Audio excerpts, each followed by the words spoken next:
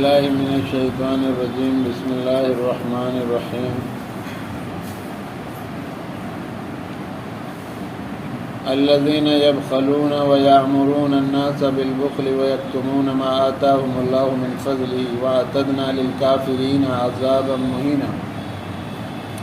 اللہ تعالیٰ اس آیت میں فرماتا ہے جو لوگ خود بخیلی کرتے ہیں اور دوسروں کو بھی بخیلی کرنے کو کہتے ہیں، یعنی خود بھی بخیل ہیں، خرچ نہیں کرتے، اور دوسروں کو بھی ترغیب یہی دیتے ہیں کہ تم بھی خرچ مت کرو، تو ایک تو خود نہیں کر رہے کچھ، دوسرا لوگوں کو بھی منع کر رہے ہیں کہ تم بھی مت کرو، تو اللہ ایسے لوگوں کے بارے میں فرما رہا ہے۔ اور حدیث میں آتا ہے روزانہ آسمان سے دو فرشتے زمین پر آتے ہیں، ایک کہتا ہے یا اللہ خرچ کرنے والے کے مال میں برکت عطا فرما، دوسرا کہتا ہے یا اللہ جو بخیل ہیں، جمع کر کر کے جوڑ کر رکھنے والے ہیں، ان کے مال کو تباہ اور برباد فرما۔ تو اس آیت میں اللہ فرما رہے ہیں الذین یبخلون ویأمرون الناس بالبخل ویکتمون ما آتاهم اللہ من فضلہ واعتدنا للکافرین عذابا مہینا۔ اللہ پاک فرما رہا ہے جو لوگ خود بخیلی کرتے ہیں اور دوسروں کو بھی بخیلی کرنے کو کہتے ہیں، اور اللہ تعالیٰ نے جو اپنا فضل انہیں دے رکھا ہے اسے چھپا لیتے ہیں۔ اللہ تعالیٰ نے کیا فضل دے رکھا ہے؟ جو مال و متاع نعمتیں اللہ نے آپ کو دے رکھے ہیں اس کو چھپا رہے ہیں، چھپا لیتے ہیں اور اس میں سے خرچ نہیں کرتے۔ اللہ تعالیٰ تو حکم یہ دیتا ہے کہ جو میں نے نعمتیں تمہیں دے رکھی ہے اسے مل بانٹ کر کھاؤ، سال میں ایک مرتبہ اس پہ زکوٰۃ نکالو، 2.5% زکوٰۃ ہے، پہلی امتوں کی زکوٰۃ 10% تھی، آپ کی 2.5% ہے، 1 لاکھ پر 2,500، 100 روپے پر 2.5 روپیہ، 1 لاکھ سے اگر 2,500 نکل دیا جائے تو کیا فرق پڑے گا؟ سال میں ایک مرتبہ کیوں، اور 1 کروڑ پر اگر 2.5 لاکھ روپیہ نکل جائیں تو کیا فرق پڑے گا؟ پہلی امتوں میں 10% تھا، موسیٰ علیہ السلام کی امت جو تھی ان کے یہاں 10% تھا۔ موسیٰ علیہ السلام نے ایک مرتبہ فرمایا قارون سے، قارون تیرے پاس بہت مال ہے، اس کی زکوٰۃ دو، تو قارون تو بڑا گھوم گیا کہ اس کی زکوٰۃ دوں گا تو میرا مال بہت کم ہو جائے گا، حالانکہ اس کے پاس بے شمار خزانے تھے، کہنے لگے تو بہت کم ہو جائے گا میرا مال۔ تو اس نے ایک ترکیب سوچی کہ موسیٰ کے اوپر کسی طرح سے کوئی الزام رکھا جائے، تو موسیٰ علیہ السلام کے اوپر اس نے یہ الزام لگایا، ایک عورت کو تیار کیا کہ جب موسیٰ واعظ بیان کریں، لوگوں کو دعوت کی دیں، دین کی طرف، اللہ کی طرف بلائیں، تو اس عورت سے کہا کہ تم ان پر یہ الزام لگاؤ کہ اس نے میرے ساتھ زنا کیا ہے۔ عورت کو لالچ دیا گیا، پیسے دیے گئے، وہ تیار ہو گئی۔ جب موسیٰ علیہ السلام نے سارے بنی اسرائیل کو جمع کیا اور ان کو دین کی دعوت دینے لگے تو قارون کھڑا ہوا۔ قارون نے کہا کہ جی اگر کوئی زنا کرے تو اس کی کیا سزا ہے؟ موسیٰ علیہ السلام نے فرمایا اس کو رجم کیا جائے، یعنی قتل کیا جائے اس کو۔ قارون نے کہا اگر آپ کریں یہ کام تو کیونکہ میرے ساتھ بھی ایسا ہی ہو، کیونکہ پھر یہ عورت کیا کہتی ہے؟ قارون کہنے لگا۔ موسیٰ علیہ السلام نے فرمایا بولو کیا کہتی ہو؟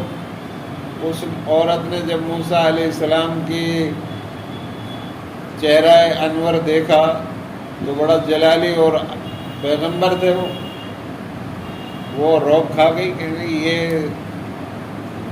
مجھے تو تیار کیا اس نے قارون نے، میں آپ پر الزام نہیں لگا سکتی، آپ اللہ کے پیغمبر ہیں۔ تو موسیٰ علیہ السلام فوراً سجدے میں سر رکھا کہ یا اللہ میں ان کو دین کی دعوت دے رہا ہوں اور یہ میرے اوپر زنا کا الزام لگا رہے ہیں۔ موسیٰ کو وحی آئی کہ موسیٰ مانگو کیا مانگتا ہو؟ موسیٰ نے فرمایا کہ اس کو قارون کو زمین میں دھسا دیجیے۔ فوراً قارون کا پیر جو ہے زمین نے پکڑ لیا اور قارون سمجھ گیا کہ میرے اوپر اللہ کا عذاب آ گیا۔ یہ لوگ مقدس ہستی کے اوپر اتنا غلط الزام اور گالیاں دے رہے ہیں نا۔ دنیا کا انسان سب سے مقدس انسان ہے تو محمد الرسول اللہ صلی اللہ علیہ وسلم ہے۔ ان کو بہت دنیا میں بھی خمیازہ بھگتنا ہوگا اور آخرت میں بھی۔ میں نے تاریخ پڑھی ہے، جن لوگوں نے بھی نبی علیہ الصلوۃ والسلام یا کسی بھی پیشوا، کسی بھی دینی، کسی بھی مذہب کے، چاہے وہ کوئی بھی، ان کے اوپر کیچڑ اچھالی ہے، ان کا انجام دنیا میں بھی بہت برا ہوا ہے۔ حتیٰ کہ کوئی بندہ اپنے ماں باپ کی بے عزتی کرتا ہے، ان کا بھی بہت دنیا میں برا انجام ہوتا ہے۔ یہ تو حضرت محمد مصطفیٰ صلی اللہ علیہ وسلم ہے، ان کو اس کا خمیازہ بھگتنا ہوگا۔ تو وہ قارون پیر پکڑ لیے زمین میں اور زمین میں دھسنے لگا، گھٹنوں تک دھسے تھا۔ پھر معاف کر دو موسیٰ، وہ نہیں، معاف نہیں کیا جائے گا تمہیں۔ پھر اور گھسا، پھر وہ معافی مانگتا رہا، معاف کر دو معاف کر دو، سینے تک منہ تک زمین میں دھس گیا۔ پھر اللہ کی طرف سے وہی آئی کہ موسیٰ قارون تجھ سے معافی مانگتا رہا، منت سماجت کرتا رہا، تو نے تو معاف نہیں کیا۔ میں ایسا رحیم اور کریم ہوں کہ اگر قارون مجھ سے مانگ لیتا تو میں اس کو آج بھی معاف کر دیتا۔ تو اللہ کے دروازے رحمت کے کھلے ہوئے ہیں، معافی کبھی بھی کوئی بھی بندہ مانگ سکتا ہے۔ 70 سال کا کافر ہے، اس کو اب توفیق ہوئی، ہدایت ملی اور وہ معافی مانگنا چاہ رہا ہے، تو اللہ کے دروازے اس کے لیے ابھی بند نہیں ہوئے ہیں، اللہ کے دروازے سب کے لیے کھلے ہوئے ہیں۔ تو جو گناہ کرنے والے لوگ ہیں وہ توبہ کریں، استغفار کریں، اللہ سے معافی مانگیں۔ تو اللہ تعالیٰ اس آیت میں یہ فرما رہا الذین یبخلون ویامرون الناس بالبخل ویکتمون ما آتاہم اللہ من فضل واعتدنا للکافرین عذابا مہینا۔ جو لوگ خود بخیلی کرتے ہیں اور دوسروں کو بھی بخیلی کرنے کو کہتے ہیں، اور اللہ تعالیٰ نے جو اپنا فضل انہیں دے رکھا ہے، یعنی مال و متال جو دے رکھا ہے، اسے چھپا لیتے ہیں، ہم نے ان کافروں کے لیے ذلت کی مار تیار کر رکھی ہے۔ ذلت کی مار ہوگی، ایک تو مار ہوتی ہے مار عام، آپ نے مار دیا کسی کو، یہ تو عام مار ہے۔ ایک ذلت اور لگا دیا جائے اس میں، ذلت کیا ہوتا ہے؟ گلے میں جوتوں کا ہار ڈال کر مار لگائی جائے، یہ اور زیادہ ذلت۔ ایسے لوگ جو ہیں قیامت کے روز اللہ ان کو ذلت کی مار مارے گا۔ یہ عارضی چیزیں ہیں، مال، مکان، پراپرٹی، عہدے، کرسی، یہ عارضی چیزیں ہیں میرے بچوں، یہ مستقل نہیں رہتی۔ ایمان انسان کا مستقل، اخلاق اور اس کے اعمال مستقل اس کے ساتھ رہتے ہیں، اور قیامت میں یہ ساتھ جائیں گے۔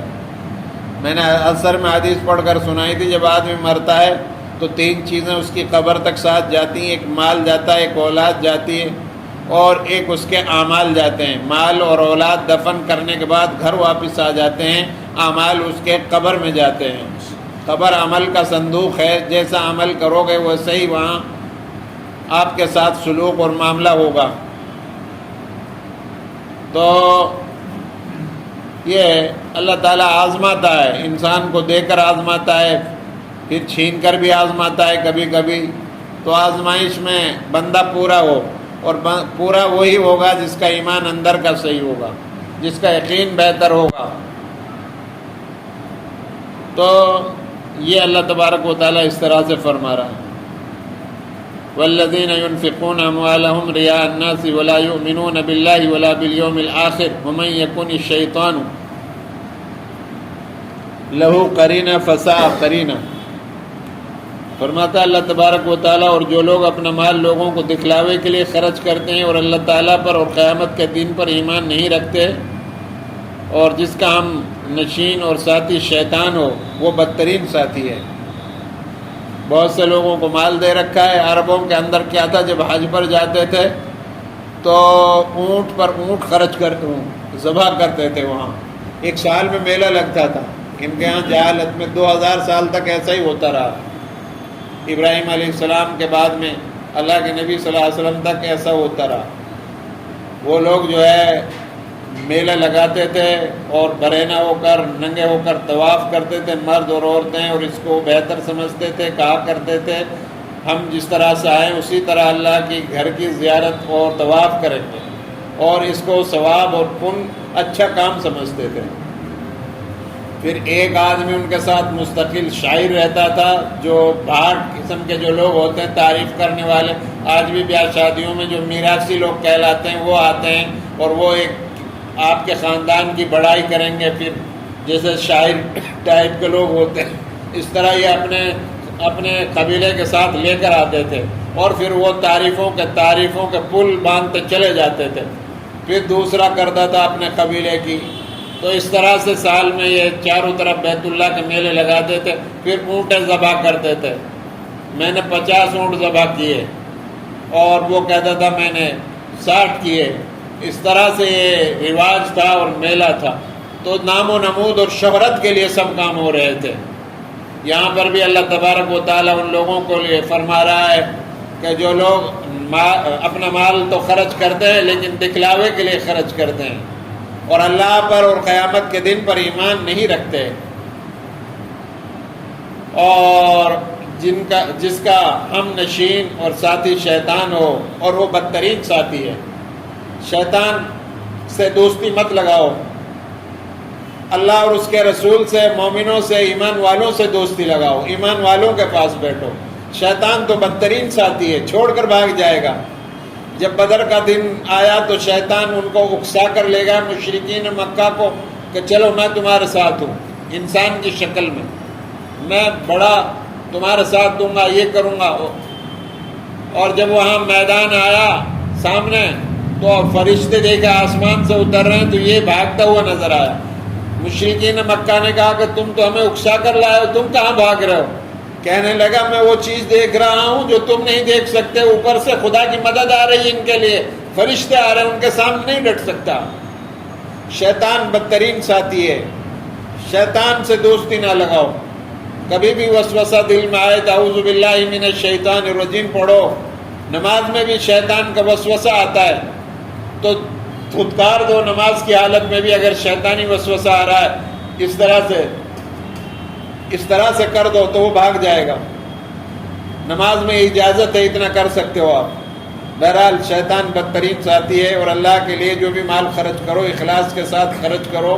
حدیث میں آتا ہے اگر آپ نے مال خرچ کیا دکھلاوے کے لیے، وہ ریاکاری کی وجہ سے شرک ہو گیا، اور آپ نے دکھلاوے کے لیے نماز پڑھی، روزہ رکھا، شرک بن جائے گا، اور قیامت کا روز اللہ کہے گا کہ تمہارا جو ایک تم نے کیا دنیا میں، تمہارا مقصد شہرت تھی اور نام و نمود تھا، تمہارا دنیا میں سب کچھ ہو گیا، اب یہاں میرے پاس تمہارے لیے کچھ بھی نہیں ہے، اور اس کو اٹھا کر اوندا کر کے منہ کو اوندا کر کے اور جو ہے جہنم میں ڈال دیا جائے گا۔